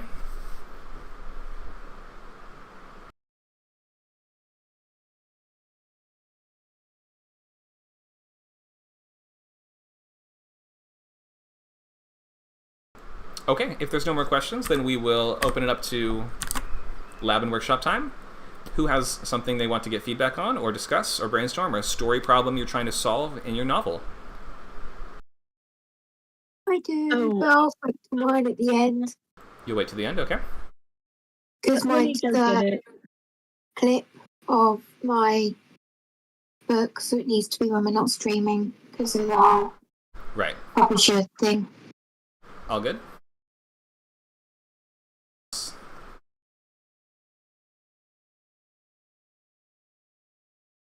Yeah, I let me have a go get question. it.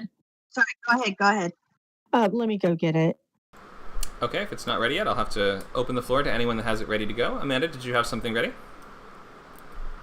Was that Amanda that I heard? No, she's It definitely... was actually Cat. It was Kat. It was Cat. Okay, my mistake. Sorry about that. Do you have a question, Kat, or something you want to get feedback on? Feedback on the story I'm working on, especially now we're talking about point of view. I'm thinking of changing the main character from third person to first person to actually get more of an emotional impact. And I was curious, as far as it goes, if you do it that way, would it be easier not to tell the story but show the story versus, because I have a habit of telling the story when I'm in third person, given blocking and all that. I'm very detail oriented, probably due to my autism. But I want to try to tell it from first person, which I've never done before. Do you think it would be easier doing it that way, rather and actually tell the story rather than show the story so much if I did it from third person to first person? Okay, so considerations in moving from third person to first. So to begin with, you are writing, Yes. You mentioned this is erotica. So if actually being in the character's experience and body is going to be a completely different way of writing those scenes. The spicy scenes. So I think I don't read erotica myself, but I believe a lot of it is in first person. So I think that is something that the audience is really looking for, is that sense of that visceral romance, right? That really physical, spicy, sparks flying and stuff like that. We want to feel the jitters and like the sort of sensations and perception of that person. So I think you're in the genre that you're in, it makes a lot of sense. Within first person, there's some other things to think about too. I mean, if your character has an interesting voice, then first person can be a great way to exhibit that voice. And like if they have a particular way of looking at the world or seeing things or explaining things, we were talking today about stories from the POV of little kids and dogs and stuff like that. That's like extreme examples. But if your main character is like an extreme pessimist or something like that, right? Then the way that they portray almost anything would be totally different than how you would do it in third person, unless you're in that really tight and limited format. So it's up to you. Like whatever feels most exciting and natural for you is the choice to make. But these are just like things to think about. You definitely, if you don't have in mind like a specific character voice, third person might be a little bit more of a better way to explore your story.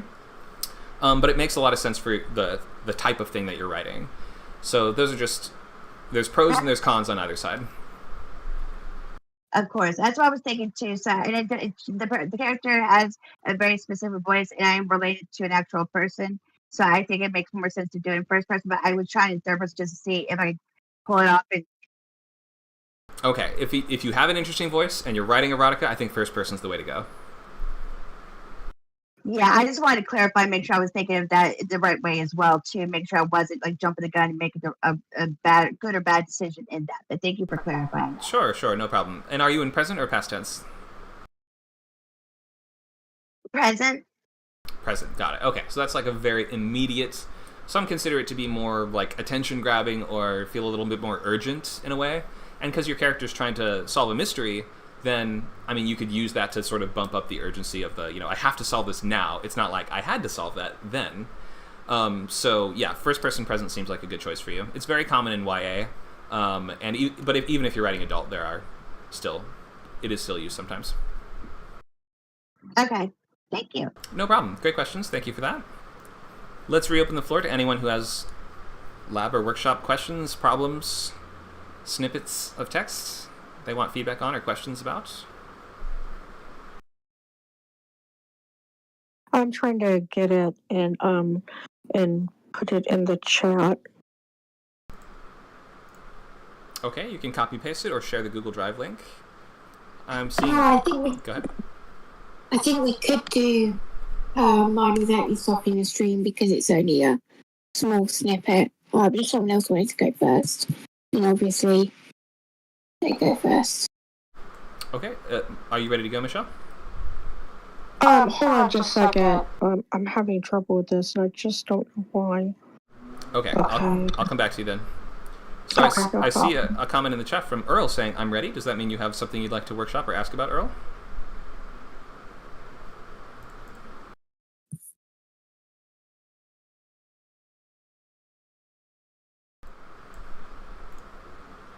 Maybe not.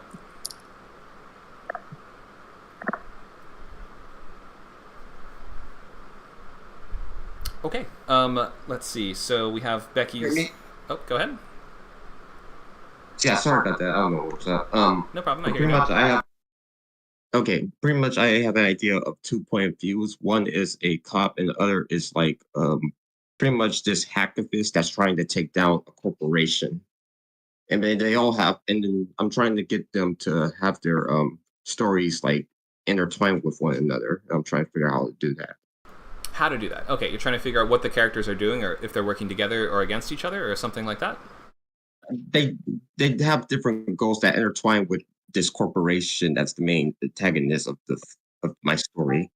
Okay, so could it be that let me ask, how far into the book are you? Are you already writing it, or are you still planning? Still planning. Still planning. So to me, the obvious thing that jumps out is the cop. If you have a hacker and a cop, and they have goals that intertwine, or perhaps they need to work together in some way, then this would come as a point of conflict between them because hackers are breaking the law. So if a cop needs to ask a criminal to help them, then you've got a point of tension.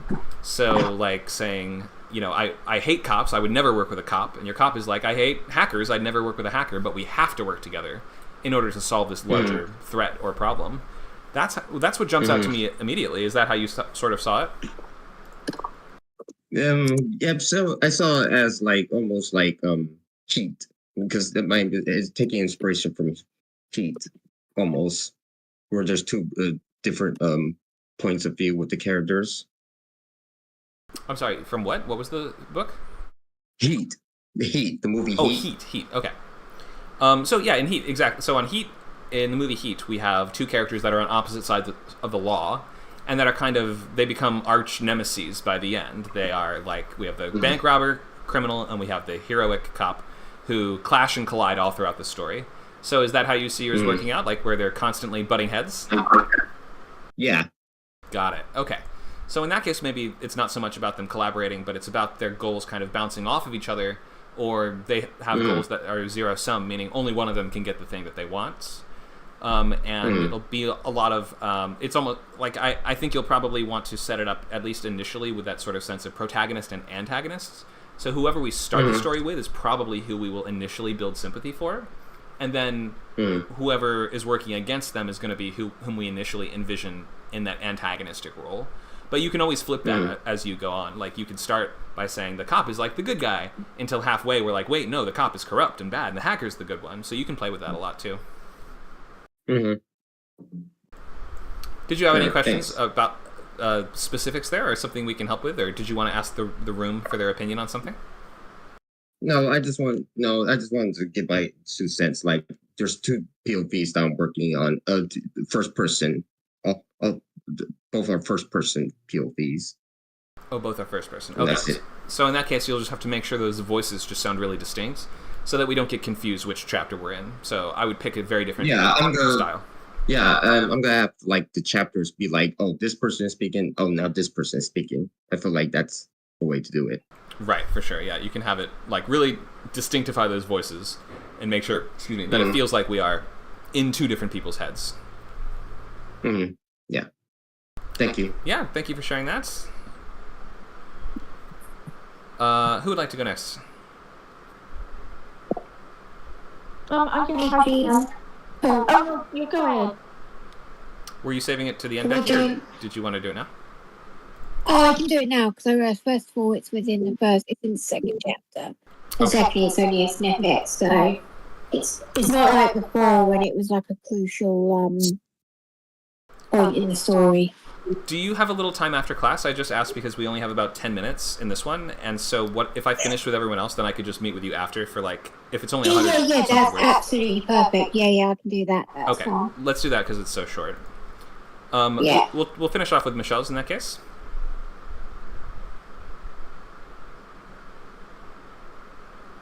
Michelle, are you there?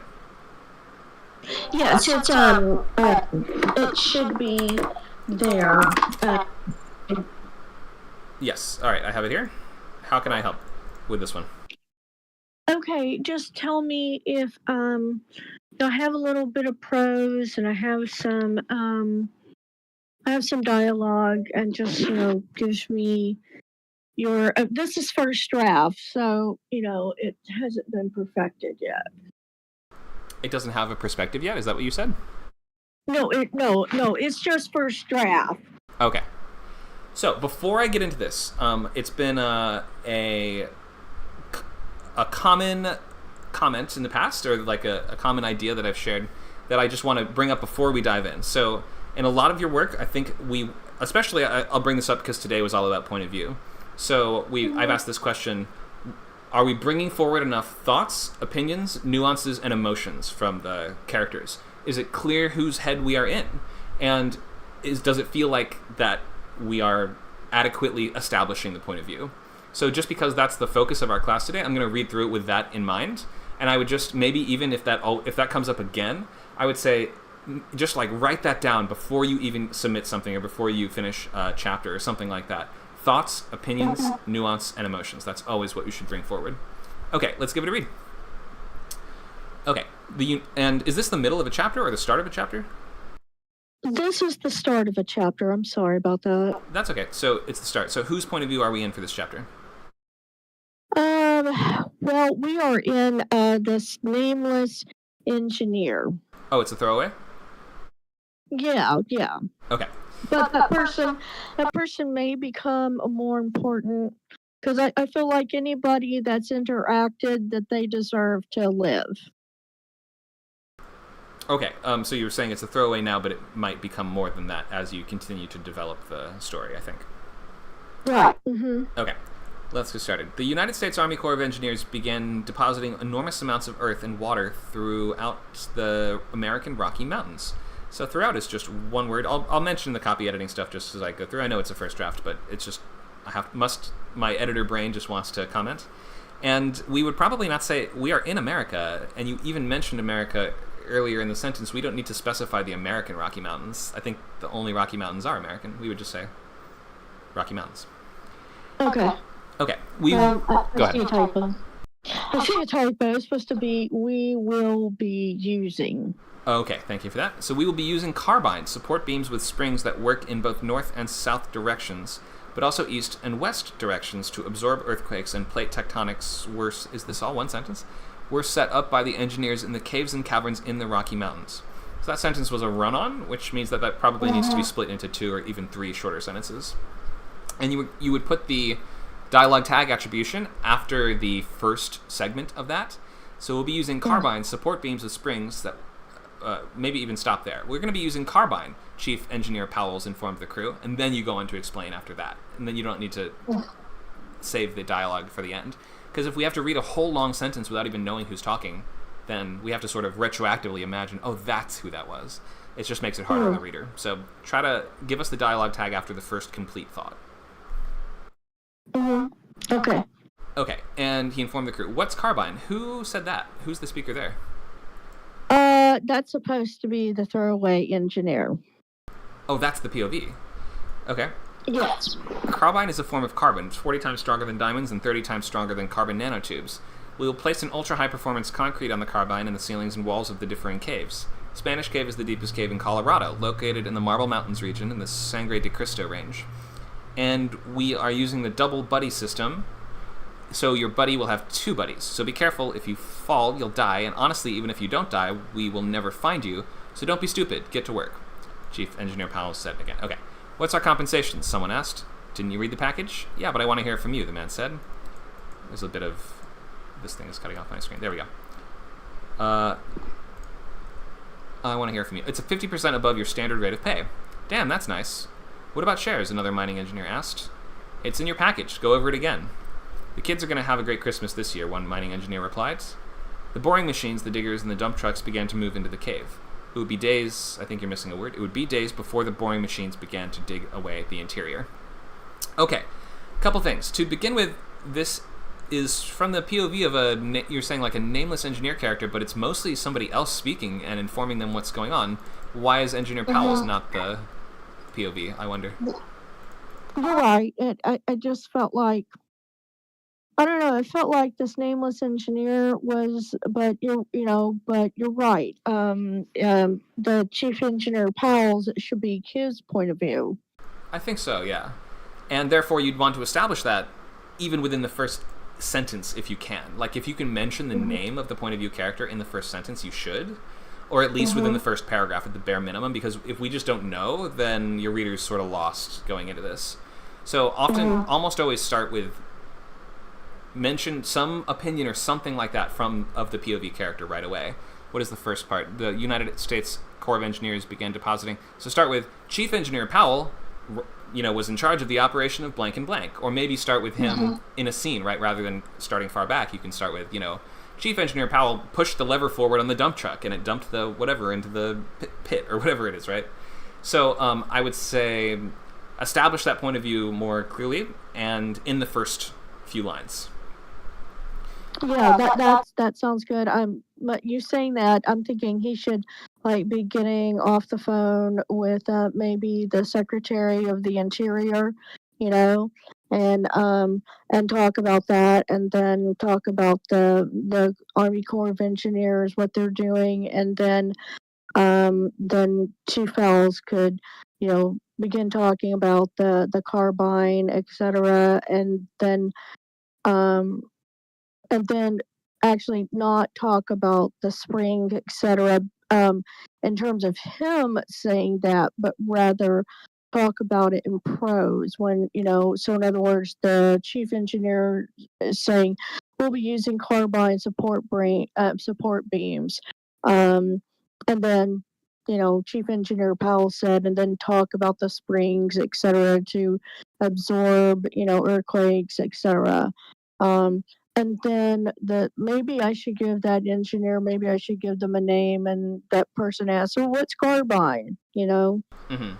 Yeah, that might be an okay idea to give names to some of the other characters, but more importantly, I think we're just missing a sense of opinion. This is just a guy kind of explaining a procedure. But, is he happy with how things are being run? Does he think this is all a big mess? Is he scared? Is he excited? I think there's just a lack of emotion. Right.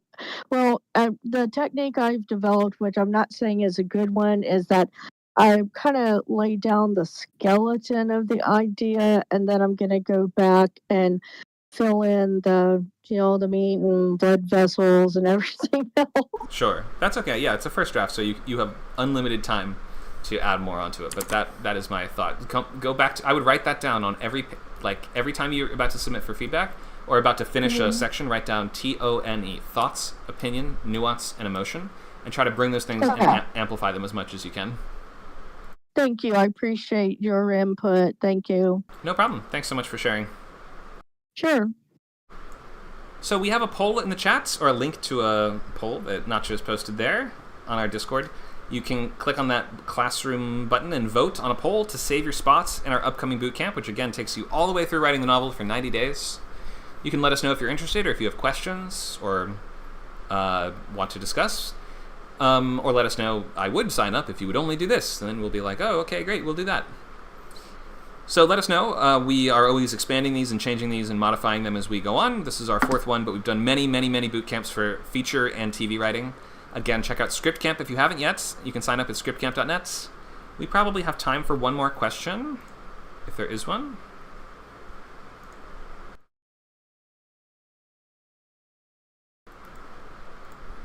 I actually have a quick question, Connor, if I may ask real quick. Yeah, go ahead. I have a couple of questions about the boot camp specifically to the things that I wanted to find out. Is there any way I can message you or Nacho to ask those questions later today? Yeah, sure. Or you can even email if you want. It's Connor@scriptcamp.net. Thank you. No problem. Thank you. Anyone else? Last questions or thoughts? Hope you guys are making good progress on your books.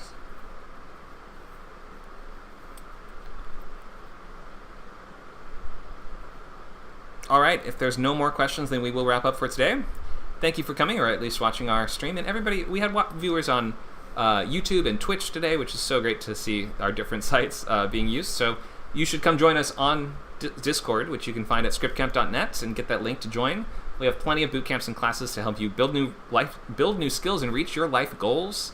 Screenwriting, TV writing, and novel writing are what I teach, but we've got plenty of other stuff. We just added game design, which is Wednesdays at 6 p.m. We have poetry, we have short stories, we have fantasy, we have genre groups. Sunday is chock full of events. And later today, being Saturday, we have Writer's Lab from 4 to 6, where you can come with your questions, topics, and up to 5 pages of script or up to 1,500 words of prose for more specific, intensive one-on-one feedback.